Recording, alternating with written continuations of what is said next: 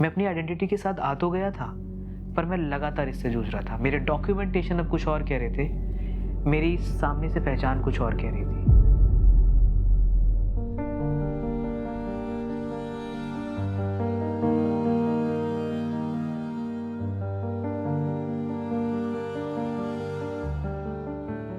तो जब आप वल्नरेबल होते हो, जब आपके पास कोई कमजोरी होती है, अब समझ में आता है कि दुनिया उसका फायदा तो बहुत उठाती है।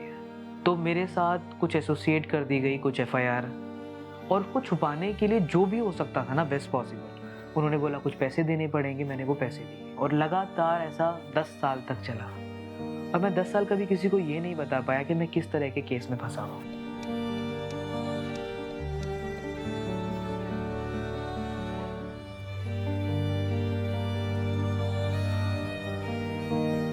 कई बार आप यार इतना कुछ हो जाता है ना कि आपको जो बहुत गुस्सा आना होता है, आपको जो चीखना होता है, आप शांत हो जाते हो। तो वो कबीर की जर्नी है, और वो जर्नी कहाँ शुरू हुई, कब एंड हुई, उसमें कितने उतार चढ़ाव आए, उसे पता भी नहीं चला।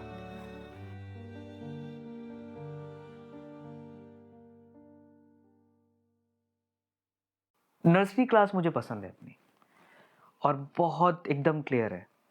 वो शायद इसलिए क्योंकि नर्सरी क्लास में ना मुझे अपनी जेंडर आइडेंटिटी का पता लगा था, और वो स्कूल के एक्शंस ने पता लगाया था। अगर आप लड़के हो तो आपको टर्बन बांधनी है, दस्तार, और अगर लड़की हो तो आपको स्कार्फ बांधना है। मेरी जेंडर आइडेंटिटी को ना किसी ने वहाँ पे दबाया नहीं, बस मुझे रियलाइजेशन हो रहा था। तो मुझे वो नर्सरी क्लास इसलिए बहुत पसंद है। मेरी एक महिला टीचर थी जो कि बहुत पोलाइट, बहुत शांत थी, बहुत प्यारी थी। तो वो मैंने अट्रैक्शन भी फील किया, और ये भी महसूस किया कि मैं लड़की तो नहीं, मेरा जो शरीर एक लड़की का दिया है ये नहीं है। ये बहुत क्लैरिटी आ गई थी।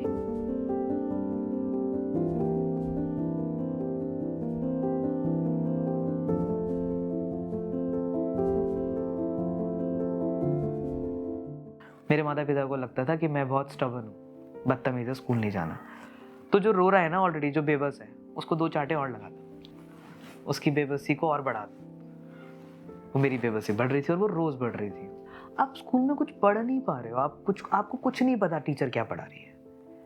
मुझे जो याद रह गया प्राइमरी का, वो याद रह गया कबीर। एक दिन मेरे टीचर ने बताया कि एक संत थे कबीर, जो कहते हैं कि इंसान सबसे बड़ा है, कोई जात बड़ी नहीं है। जात के मायने नहीं पता थे। इंसान बड़ा है, और वो कोई कास्ट नहीं होती है, कोई धर्म नहीं है, कोई समय सीमा नहीं है, आदमी औरत, ये बहुत सारे वर्ग नहीं बटे, बॉक्सेस नहीं है। वो कबीर है, उसने बोला कि प्यार करना है पहले इंसान को समझना है, फिर सारी चीज़ें बाद में। पहली बार एहसास हुआ कि ये मैं हूँ, ये बनना है। पहली बार रियलाइज हुआ कि बनना क्या है, होना क्या है, तो कबीर बनना है।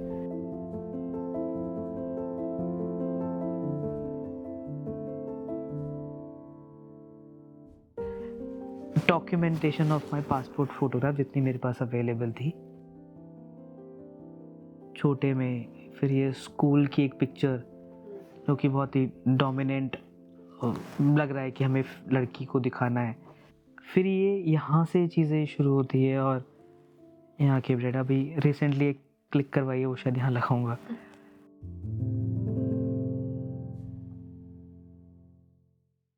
एक समय था जो मेरा बहुत बुरा गया, वो है 6ठी कक्षा से लेके 10th तक, 6 to 10th। I was in a all girls school. फिर नहीं पता कि 6th स्टैंडर्ड से लेके 10th क्लास में क्या हुआ। तो आप जब बहुत डर जाते हो तो अपने आप को आप बंद कर लेते हो। मैंने अपने आप को बंद कर लिया, काट लिया कि कुछ ना महसूस होगा ना कुछ बताना है।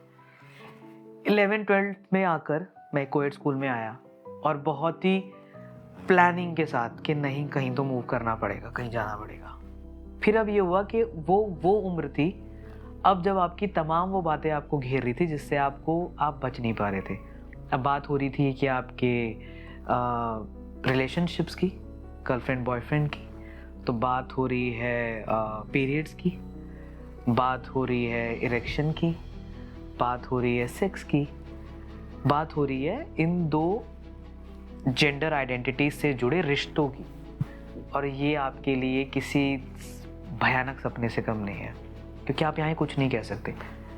अपने आप को डिस्टेंट करना ही ओनली सॉल्यूशन।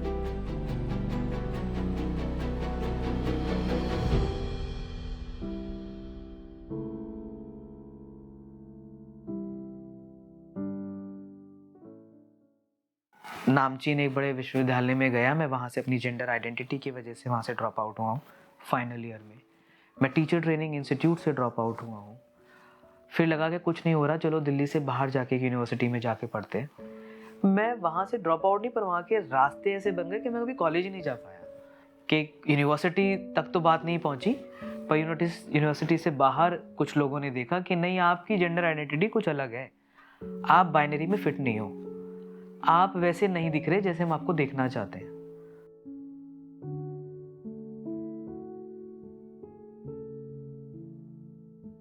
तो स्कूल कॉलेज मैं बोलूँगा कि बहुत ही ट्रॉमा से भी ज़्यादा कोई अगर शब्द हो सकता है कि आप बस आके वहाँ पे उदास हो जाते हो, बहुत गहरे उदास, कि ये समय बहुत बेहतर किया जा सकता है जहाँ पे बच्चों को बनाया जाता है। अगर हम किसी इंसान को, किसी बच्चे को वहाँ बना ही नहीं रहे, तो तमाम किताबें आपकी फेल हैं, तमाम विषय आपके फेल हैं, तमाम हम कोर्सेज फेल हैं, अगर हम बेसिक किसी को ये नहीं बता पा रहे कि आपको अच्छा कैसा महसूस करना है।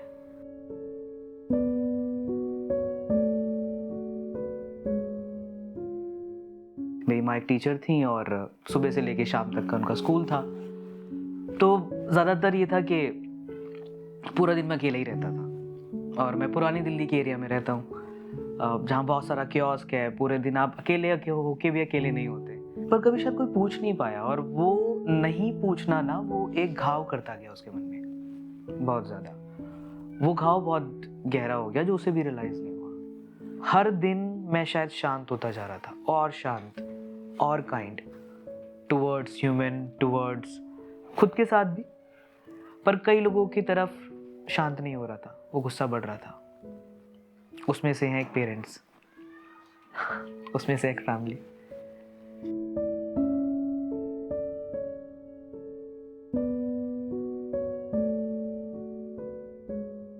मेरी जेंडर आइडेंटिटी की वजह से मैं कुछ केसेस में फंस गया। तो मेरी एक पहली जॉब थी, उस जॉब के अंदर मुझे 2 लोग मिले, दोनों ही महिलाएं थी। उनमें ने हाथ बढ़ाया कि समवेयर मैं तुम्हारी एक गार्जियन हूँ। वो उसने मेरे अंदर अब एक कॉन्फिडेंस का ना एक कुछ भरना शुरू कर दिया था कि अब ये समय है, कुछ करना पड़ेगा।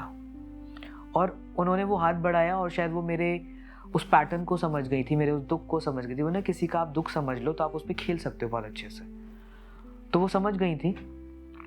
तो मेरे साथ कुछ एसोसिएट कर दी गई, कुछ FIR, और उसको छुपाने के लिए जो भी हो सकता था ना बेस्ट पॉसिबल, उन्होंने बोला कुछ पैसे देने पड़ेंगे, मैंने वो पैसे दिए।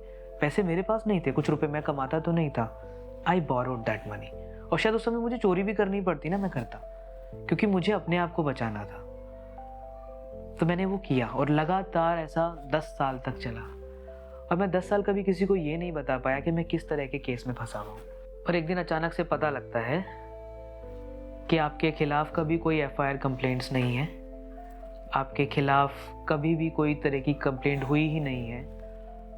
बस ये आपकी आइडेंटिटी पे आपको इतने साल तक एक कठपुतली के जैसे नचाया जा रहा था, और मैं नाच रहा था। आपको 10 लाख के कर्जे में छोड़ गए, 10 लाख से भी ज़्यादा कर्जा, और आपको तमाम सवालों के साथ कि आपकी पहचान क्या इतनी बुरी है कि आप आज यहाँ खड़े हो। तो मुझे ये लगने लग गया कि जो मेरी पहचान है ना, इसमें कोई जुर्म है, इसमें कोई खोट तो है, और अब मुझे ना इसका रेपरकशन झेलना पड़ेगा। ये समाज ऑटोमेटिकली मुझे दे रहा था कि आप जो हो ना, आपको अपनाएंगे नहीं, और इसके बदले में जो आपको मिलेगा आपको लेना पड़ेगा।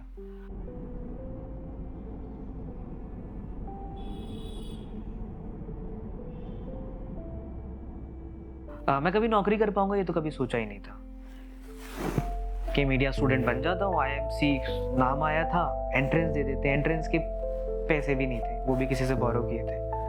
4000 रुपये के फॉर्म भरे, 3 पेपर दिए, 2 क्लियर भी हुए, इंटरव्यू क्लियर हुआ।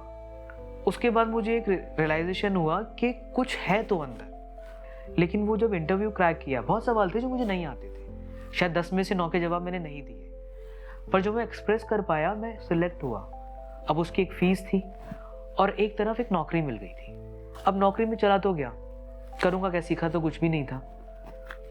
वो जब चला तो पहला एक वहाँ पे सेशन मेरे साथ ही हुआ सेक्स एजुकेशन का, जिसने मुझे लिबरेट किया है। मैं उस काम से कनेक्ट पहली बार कर पाया कि ये तो मेरे लिए ट्रेनिंग हो रही है। तो मैं गुरु ढूंढ रहा था, पढ़ना ढूंढ रहा था, तो मिल गया मुझे। उस ऑर्गेनाइजेशन ने, वहाँ के लोगों ने मेरे अंदर वो ताकत दी कि आपको अपनी जेंडर आइडेंटिटी के साथ बाहर आना पड़ेगा। 2020 में मैंने शायद कम आउट किया अपना सोशल मीडिया प्लेटफॉर्म के थ्रू, क्योंकि अब अगर नहीं कहता ना तो मैं ख़त्म ही हो जाता।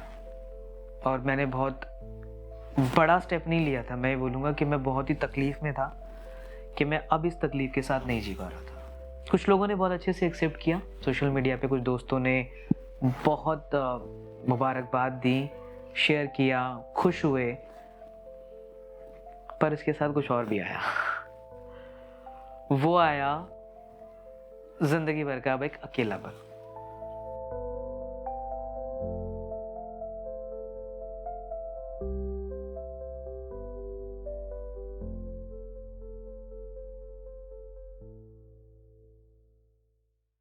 अगर मैं अपनी इस बॉडी में कह रहा हूँ कि मैं एक लड़की हूँ और आपके मेरे प्रोनाउन शी और हर हैं, आप मुझे एक लड़की कह के ही पुकारेंगे, तो आपको ये मानना पड़ेगा। मैं कह रहा हूँ सिर्फ इसलिए नहीं, आज एक बहुत बड़ा कॉन्स्टिट्यूशन कहता है, सरकार कहती है, क्योंकि सरकार को ये बात समझाई गई है लगातार एडवोकेसी के थ्रू, लगातार एजुकेशन रिसर्च के थ्रू।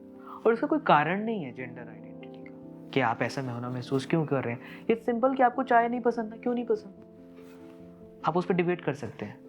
आपको कॉफ़ी क्यों पसंद है, या आपको ये सब्जी क्या इसी तरीके से बननी क्यों पसंद है, जिसे हम कहते हैं न्यूरो डाइवर्जन। कोई बीमारी नहीं है।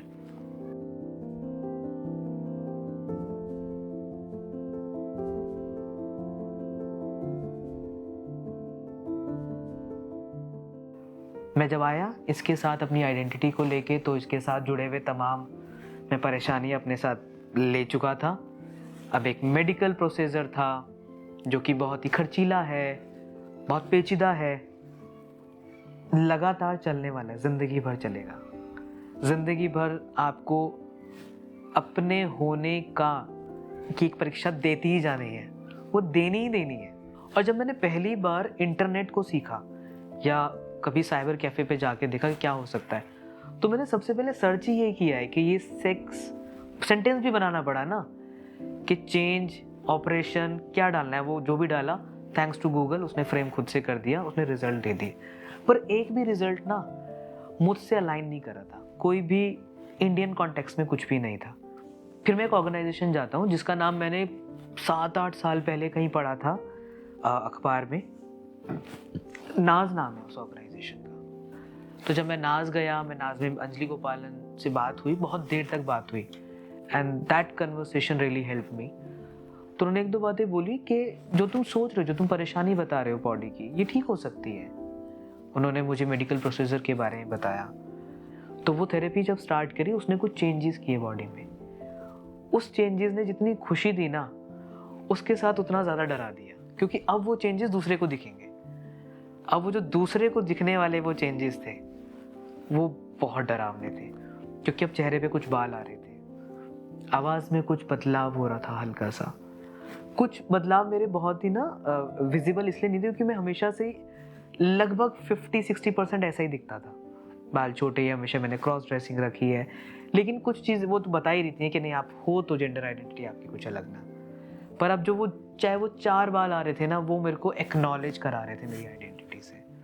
अब मुझे बचना भी तो था, इसका जवाब क्या दूं किसी को, कैसे दे दूं। जितना किसी और के लिए एक्सेप्ट करना मुश्किल है ना, मुझे एकदम से देखना, उतना मेरे लिए भी मुश्किल था खुद को देखना। लोग कोविड में मास्क पहनते थे, मेरा मास्क कोविड जाने के 2 साल बाद तक भी चला है, लगातार चला है। मैं अपने घर से मास्क पहन के ही निकलता था और कोशिश करता था जितनी जल्दी हो सके मैं निकल जाऊं, ताकि मुझे लोग ना देखें।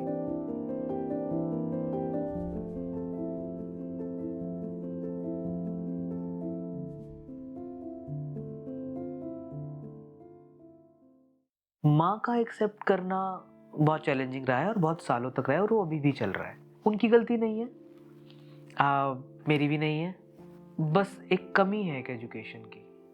जो लोग अगर मुझे या मेरे जैसे लोगों को नहीं समझ पा रहे, उनकी गलती नहीं है। एक गैप है एजुकेशन में, बहुत बड़ा गैप है। और हमें लगता है कि और शायद परेशानियां भी इतनी हैं और तय कर दिया है, पढ़ो, नौकरी करो, शादी करो, बच्चे पैदा करो और अब इस पैटर्न को दोबारा रिपीट करो।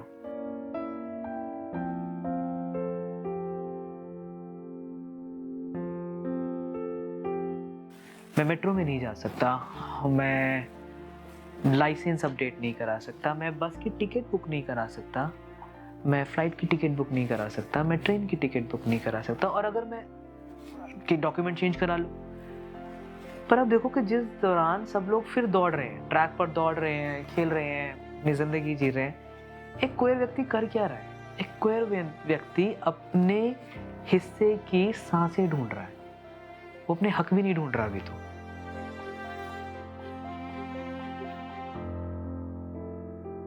What if एक क्वेयर पर्सन, उसके अंदर मैं बात करता हूँ अगर एक ट्रांस पर्सन की भी, एक लेस्बियन कपल की भी, एक गे कपल की भी, क्या आप क्वेयर लोगों के सामने ये बात कर सकते हो कि आज मेरी एनिवर्सरी है, I am gonna celebrate it, please come to my place?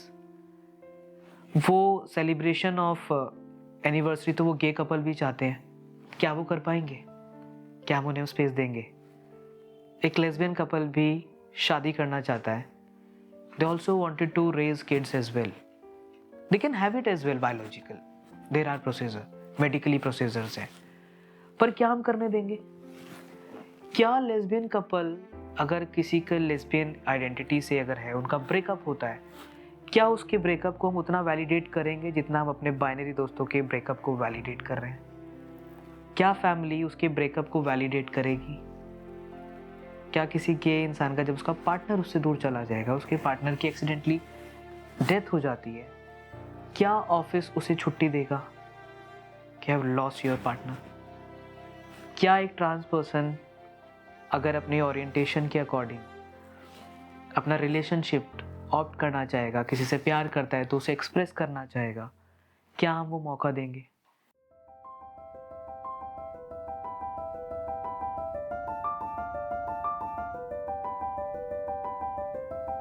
महिला बाल कल्याण विभाग हो गए और जो कि ICCW हो गए, दिल्ली की तमाम तरह की इस गवर्नमेंट स्कूल की बेल्ट को मैं सेशंस दे रहा था। ये मेरा नंबर शायद 13-14 हज़ार से ज़्यादा का है बच्चों के साथ काम करने का in the span of 3 years।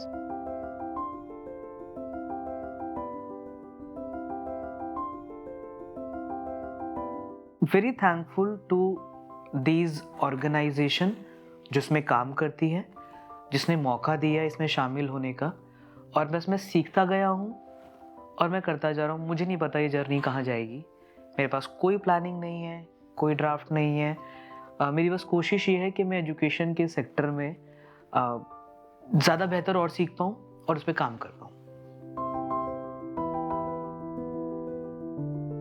एक ऐसी एडवाइस या कुछ ऐसा कहना जो आज का कबीर पहले के कबीर को बोलता, उसको मैं ये कहना चाहता हूँ, इट्स ओके,